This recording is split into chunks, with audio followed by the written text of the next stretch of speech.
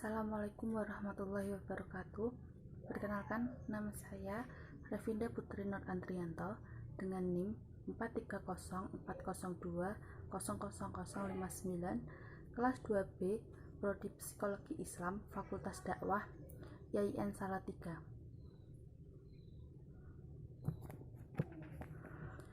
Baiklah teman-teman, di sini saya akan menjelaskan tentang sejarah masuknya Islam di Indonesia. Menurut beberapa teori yang ada, ajaran Islam masuk ke Indonesia melalui orang-orang dari berbagai bangsa. Sebagian dari mereka ada yang datang ke Nusantara untuk berdagang sembari berdakwah. Ada pula yang kaum ulama datang ke Nusantara untuk mensyiarkan agama Islam. Terlepas dari perdebatan dan diskusi, kemudian muncul 4 teori terkait dengan masuknya Islam di Indonesia sendiri. Yang pertama ada teori Arab atau teori Mekah, ada teori India atau teori Gujarat, yang ketiga ada teori Persia atau teori Iran, dan yang terakhir ada teori Cina. Kita masuk pada teori pertama, yaitu teori India atau teori Gujarat. Diperkirakan teori ini masuk ke Indonesia pada abad ke-13 Masehi, dibawa oleh dari pedagang yang berasal dari Gujarat dan India. Kaum saudagar dari Gujarat datang melalui Selat Malaka dan menjalin kontrak dengan orang-orang lokal di bagian negara Nusantara, yang kemudian melahirkan Kesultanan Samudra Pasai yang dikenal sebagai kerajaan Islam pertama di Indonesia.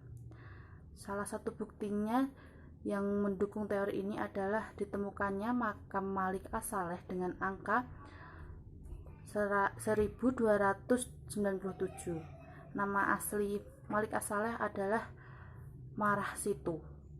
Ia merupakan pendiri Kesultanan Samudra Pasai di India. Yang kedua ada teori Arab atau teori Mekah. Menurut Buya Hamka, Islam menyebar di Nusantara sejak abad ke-7 Masehi. Hamka dalam bukunya yang berjudul Umat Islam tahun 1997 menjelaskan bahwa salah satu bukti menunjukkan bahwa Islam masuk ke Indonesia yaitu berasal dari orang-orang Arab. Bukti yang diajukan oleh Buya Hamka adalah naskah kuno yang berasal dari Cina yang menyebutkan bahwa sekelompok bangsa Arab telah bermukim di kawasan pantai barat Sumatera Barat pada tahun 625 Masehi. Di kawasan yang pernah dikuasai kerajaan Sriwijaya itu juga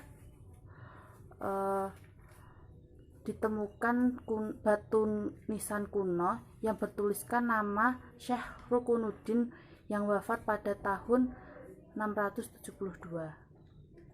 Yang ketiga ada teori Persia.